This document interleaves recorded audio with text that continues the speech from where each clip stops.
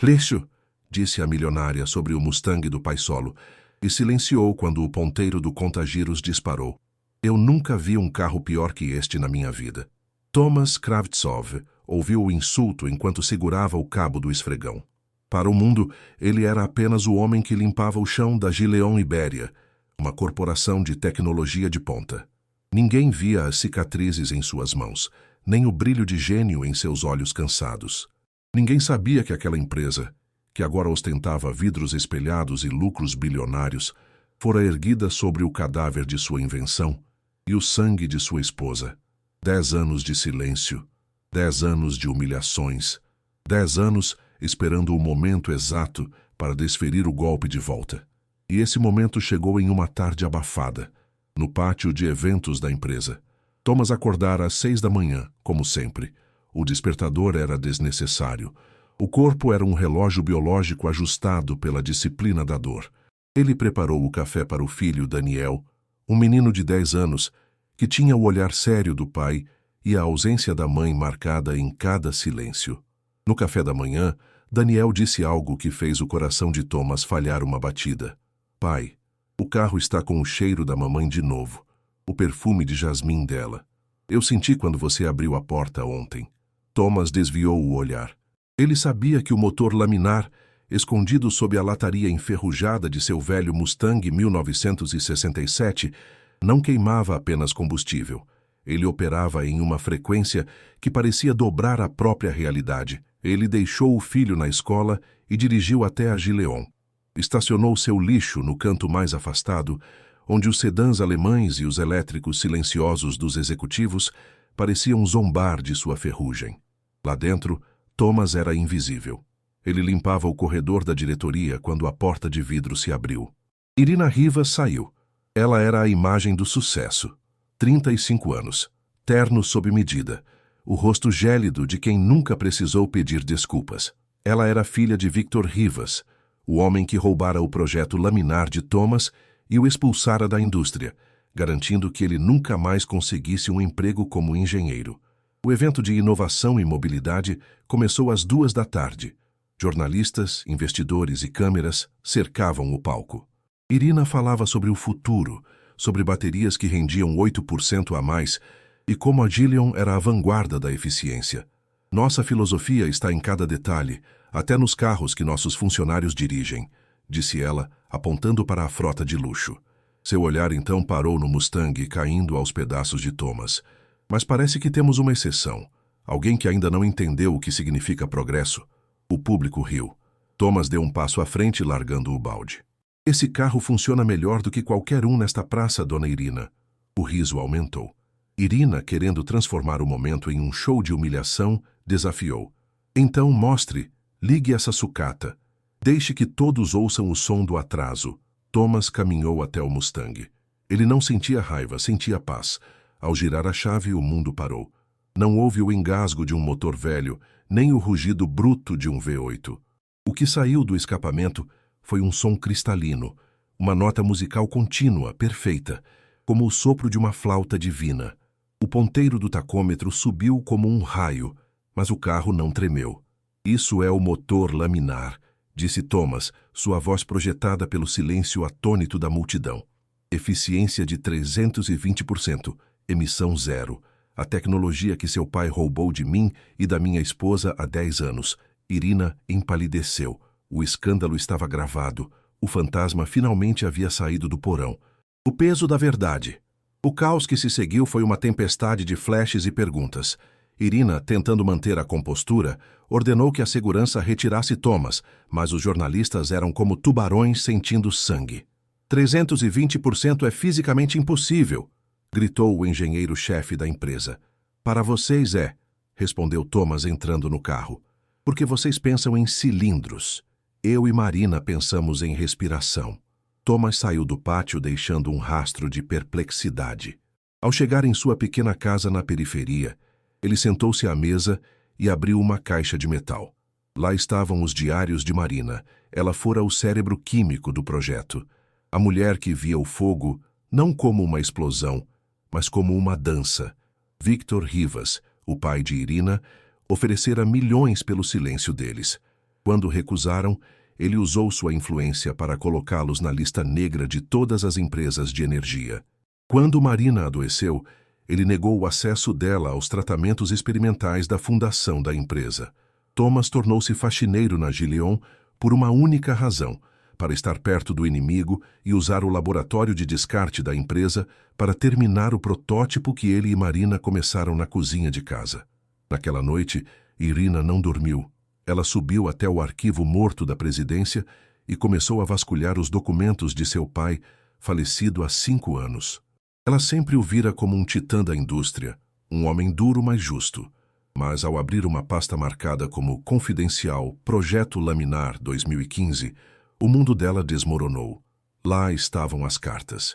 Pedidos de socorro de Marina Kravtsov, negados por ordem direta de seu pai.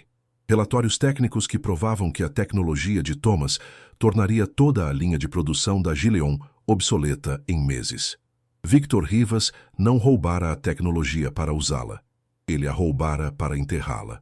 Ele preferiu matar uma mulher e destruir um gênio a perder market share. Irina olhou para as próprias mãos. O anel de diamantes, o relógio de ouro, a educação na Suíça, tudo fora pago com o silêncio de um motor que respirava e o sofrimento de uma família. O confronto de 2 solidões. 2 dias depois, Irina apareceu no apartamento de Thomas. Ela não veio como CEO. Estava de calça jeans e uma jaqueta escura, tentando passar despercebida no bairro humilde. Quando Thomas abriu a porta, ele não viu a milionária arrogante. Viu uma mulher cujo mundo acabara de ser implodido pela verdade. Eu li os arquivos, disse ela, a voz falha. Meu pai, ele fez tudo o que você disse, e pior. Ele não apenas roubou um motor, Irina. Ele roubou o tempo que eu teria com a minha esposa. Ele roubou a mãe do meu filho. Eu quero consertar isso. Estou aqui para oferecer 10 milhões de euros, o reconhecimento público e um cargo de diretor técnico. Nós lançaremos o laminar juntos. Thomas deu um sorriso amargo. Você ainda pensa em termos de contratos, Irina. Eu não quero o seu dinheiro. Eu quero que o laminar pertença ao mundo. Marina queria que a energia fosse limpa e barata para todos. Se eu assinar com você, você vai cobrar caro por isso. Você vai tornar o progresso um privilégio. Mas a corporação vai te destruir se você tentar lançar isso sozinho, alertou ela. Eles têm advogados, exércitos de patentes. Eu não estou sozinho. Thomas apontou para a foto de Marina. Eu tenho a verdade. E a verdade é um motor que não para. Irina saiu de lá com um envelope que Thomas lhe entregou. Eram as provas da sabotagem de seu pai. Você tem uma escolha, Irina, disse ele antes de fechar a porta. Você pode ser a última peça de uma engrenagem quebrada ou a primeira de uma nova. O tempo estava correndo. O comitê de acionistas da Gileon, temendo a desvalorização das ações, já estava preparando uma campanha de difamação contra Thomas, planejando chamá-lo de louco e fraudador. A guerra estava apenas começando. Enquanto Thomas Kravtsov colocava o filho Daniel para dormir, a sede da Gileon Ibéria fervilhava, como um ninho de vespas atingido por um tiro. Na sala de reuniões do 20º andar, o brilho das luzes da cidade de Saragoça parecia pálido diante da fúria dos acionistas majoritários.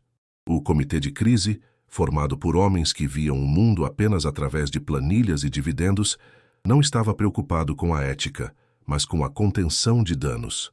O valor das nossas ações caiu 12% em 3 horas, rosnou Alberto Sanches, o conselheiro mais antigo e braço direito do falecido pai de Irina. Esse faxineiro não é apenas um incômodo, ele é um vírus. Se essa história do motor laminar ganhar tração internacional, a nossa patente de baterias de lítio se torna sucata em 6 meses.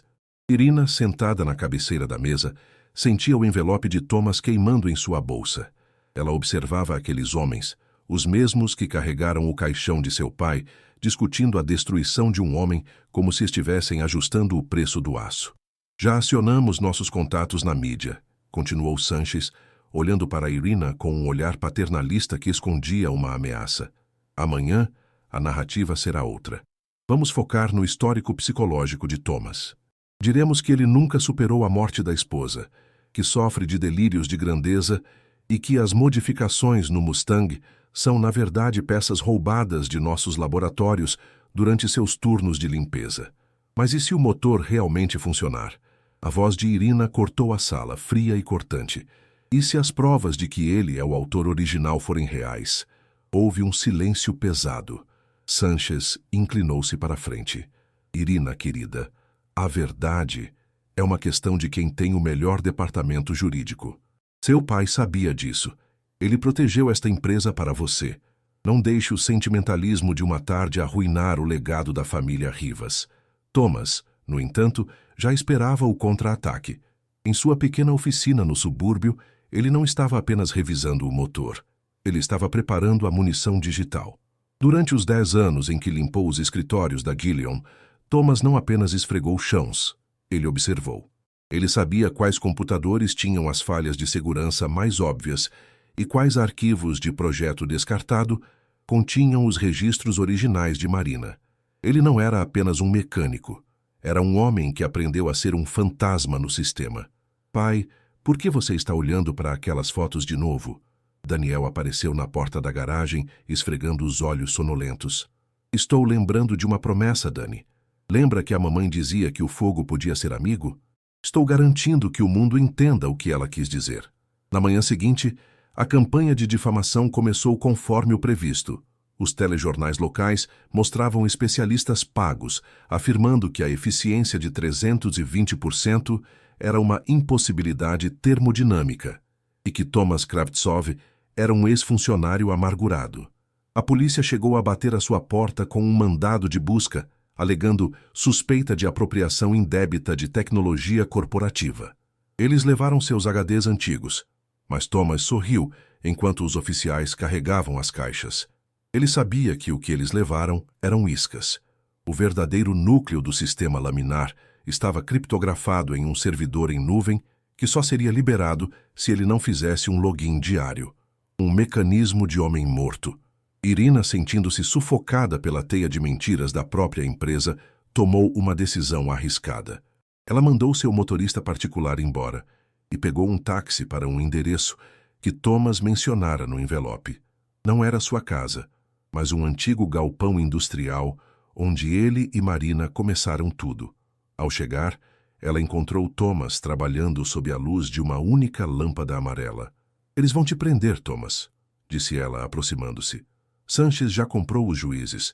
Eles vão confiscar o Mustang amanhã e destruí-lo como evidência corrompida. Thomas levantou-se, limpando o óleo das mãos em um trapo. Deixe que levem o carro, Irina. O Mustang é apenas metal e nostalgia. O que eles não podem confiscar é o que está prestes a acontecer. Eu acabei de enviar a chave de descriptografia para os 10 maiores institutos de tecnologia da Europa e da Ásia. À meia-noite, o projeto Laminar se torna domínio público. Irina sentiu o chão sumir. Você vai dar a tecnologia de graça? Thomas, isso vale bilhões.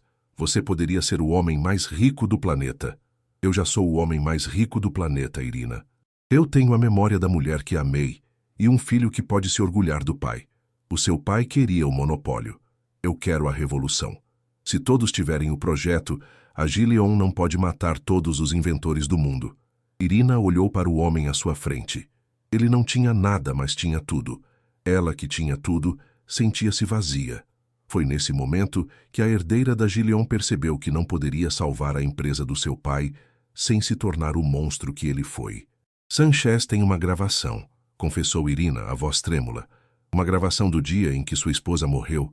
Ele a usou para convencer o conselho de que vocês aceitaram um acordo financeiro e depois se arrependeram. É uma montagem, mas parece real. Eles vão usar isso para destruir a reputação de Marina. O olhar de Thomas endureceu. A menção ao nome de Marina em uma mentira foi o estopim. Então a guerra mudou de nível, disse ele com uma calma perigosa. Irina, se você quer realmente ajudar, me consiga o acesso ao servidor central de comunicações da Gileon. Se eles querem usar a memória da minha esposa como arma, eu vou usar a própria infraestrutura deles como o túmulo do legado do seu pai. Se eu fizer isso, eu perco tudo, disse ela. Serei processada por traição corporativa. E se não fizer, passará o resto da vida sabendo que o seu conforto foi comprado com o silêncio de uma morta. O relógio na parede do galpão marcava 22 El. Thomas e Irina estavam em lados opostos de um abismo de classe, poder e história. Mas o motor laminar continuava ali, no canto, emitindo um calor residual que parecia o bater de um coração. "O que você vai fazer?" perguntou Thomas. Irina respirou fundo e tirou o cartão magnético de acesso Master do bolso. "Vamos para a sede. Se vamos derrubar o Império, que seja de dentro para fora." A noite em Saragoça estava prestes a presenciar o maior terremoto tecnológico da década. O mecânico e a milionária estavam prestes a invadir a Fortaleza do Progresso para devolver ao mundo o que a ganância tentou ocultar. A sede da Dilion Ibéria erguia-se como um monólito de vidro e aço sob o céu noturno de Saragoça. Para Thomas, entrar naquele prédio pela porta da frente, acompanhado pela própria diretora executiva, era uma ironia amarga. Por 10 anos, ele cruzara aqueles mesmos portões curvado, carregando um balde e um esfregão, sendo confundido com a paisagem. Agora, ele caminhava com a coluna ereta, carregando o chip que continha o fim daquela era. Se o Sanchez descobrir que estamos aqui, ele aciona o protocolo de segurança máxima. O servidor central será isolado e nada sai daqui, sussurrou Irina enquanto o elevador subia para a cobertura. Ele não vai descobrir a tempo.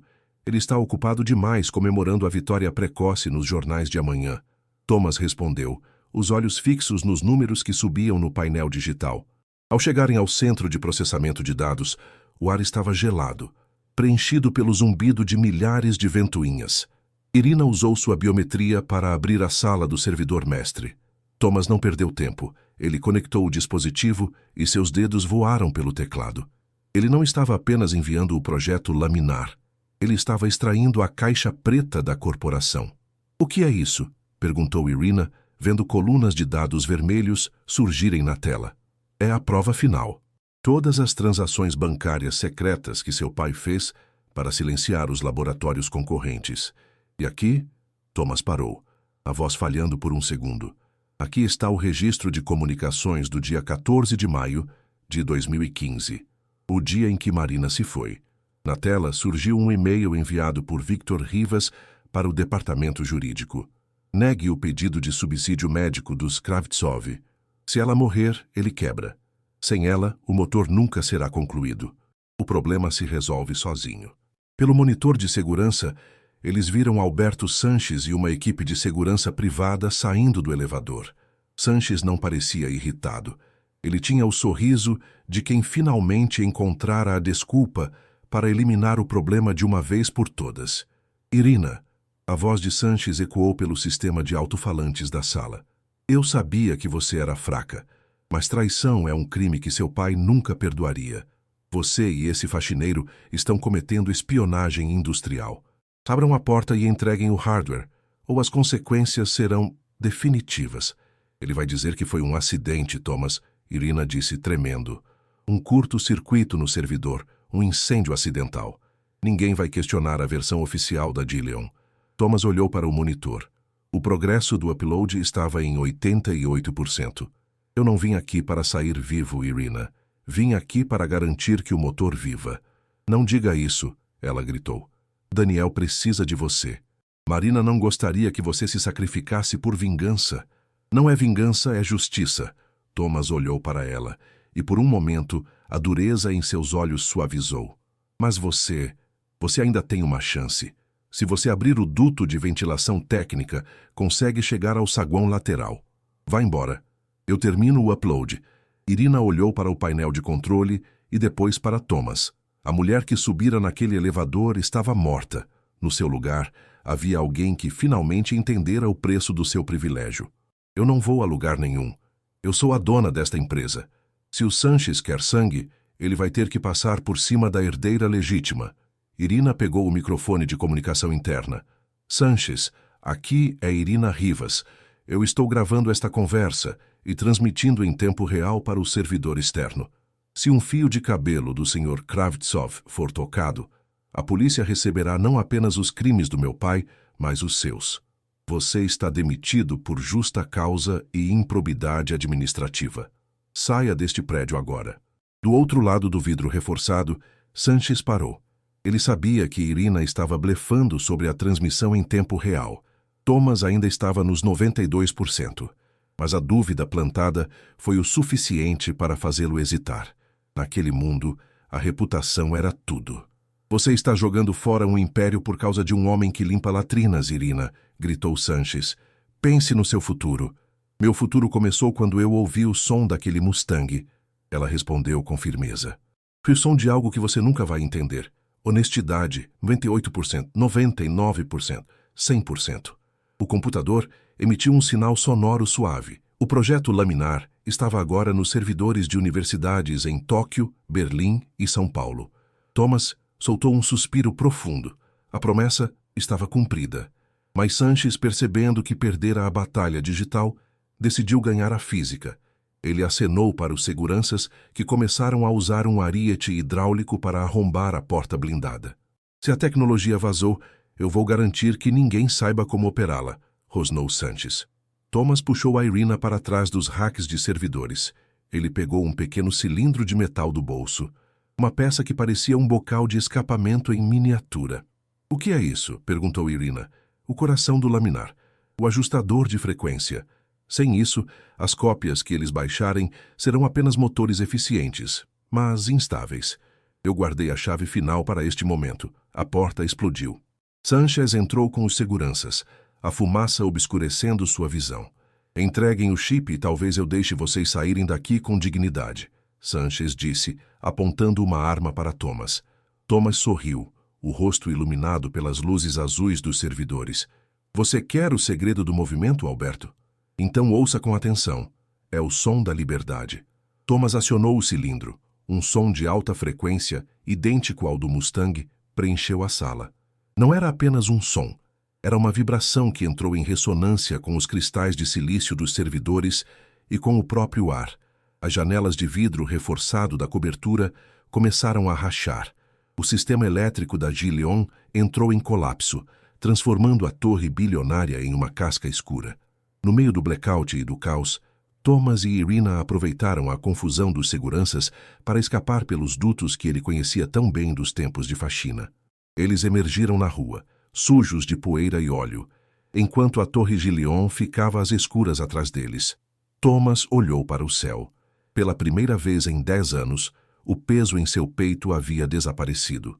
E agora? Perguntou Irina, vendo as sirenes de polícia se aproximarem.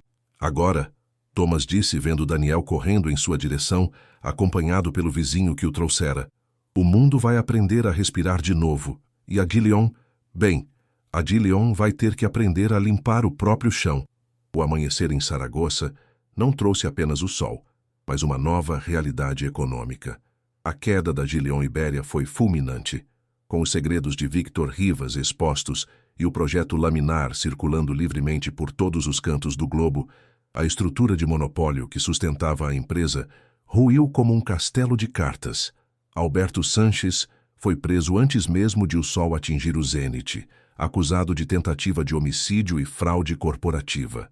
Mas, para Thomas Kravtsov, o sucesso não foi medido pelo barulho das sirenes, mas pelo silêncio reconfortante de sua nova oficina.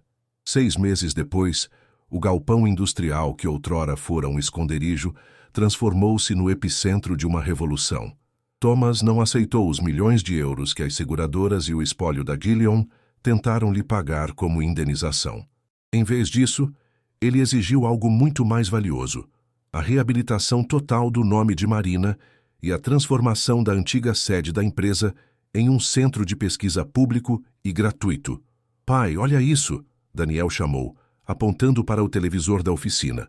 Na tela, uma reportagem mostrava o primeiro vilarejo remoto no interior da África, sendo iluminado por geradores baseados na tecnologia laminar. Onde antes era necessário transportar toneladas de diesel caro, agora pequenos motores, construídos com peças recicladas e o ajuste de respiração de Thomas, forneciam energia ininterrupta e limpa. Irina Rivas apareceu na oficina pouco depois. Ela não usava mais os ternos de grife que a sufocavam. Vestia um macacão de trabalho, com manchas de graxa nos cotovelos. Ela passara os últimos meses trabalhando lado a lado com Thomas, aprendendo a ciência que seu pai tentara destruir. Os últimos ativos da Gillion foram liquidados hoje, disse Irina, entregando um documento a Thomas. O fundo de pensão dos funcionários está garantido e a Fundação Marina Kravtsov já tem o orçamento para os próximos 10 anos. Thomas olhou para o documento e depois para Irina. Você perdeu uma fortuna, Irina. Tem certeza de que não se arrepende? Ela sorriu, e desta vez o sorriso chegava aos olhos. Thomas, pela primeira vez na vida, eu não sou a dona de nada, mas sinto que pertenço a algo. Eu não perdi uma fortuna. Eu comprei a minha consciência. A história de Thomas e o seu Mustang enferrujado tornou-se uma lenda urbana que virou realidade acadêmica. O carro original foi doado ao Museu de Ciências, mas Thomas manteve o motor reserva na oficina. Às vezes, à noite, quando Daniel já estava dormindo, Thomas ligava o motor apenas para ouvir aquela nota musical perfeita. Em uma dessas noites, ele sentiu uma brisa suave entrar pelas janelas abertas, carregando o aroma doce de jasmim. Ele fechou os olhos e, por um breve momento, sentiu a mão de Marina sobre o seu ombro. O trabalho estava concluído. A promessa fora mantida. O motor laminar não era apenas uma máquina de 320% de eficiência. Era a prova de que a inteligência humana, quando movida pelo amor e não pela ganância, pode superar qualquer barreira física ou social. O mundo estava mudando. Os carros não rugiam mais, eles respiravam. As cidades não eram mais sufocadas por fumaça negra, mas alimentadas por uma vibração constante e limpa. Thomas Kravtsov, o homem que por 10 anos foi invisível, agora via seu reflexo no mundo que ajudara a curar. Ele pegou o filho pela mão e caminhou em direção à luz do novo dia. Sabe, Dani, disse Thomas, olhando para o horizonte, às vezes, para consertar o mundo, você só precisa parar de tentar controlá-lo e começar a ouvi-lo. A sucata de Thomas Kravtsov provou ser o motor mais potente da história, não por causa do seu titânio, mas por causa da verdade que carregava em seu núcleo. E no final, como Marina sempre dizia, a luz sempre encontra um caminho através das frestas.